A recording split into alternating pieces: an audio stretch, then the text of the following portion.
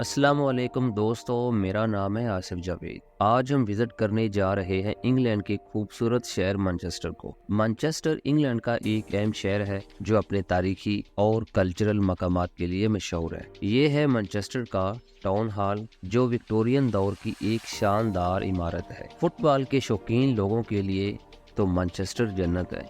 यहाँ दो मशहूर फुटबॉल क्लब्स हैं, मैनचेस्टर यूनाइटेड और Manchester city. Old Trafford Manchester United का स्टेडियम है जो दुनिया भर में फुटबॉल के शौकीन लोगों के लिए अच्छी जगह मानी जाती है। तालीम के मैदान में भी मैनचेस्टर बहुत आगे है।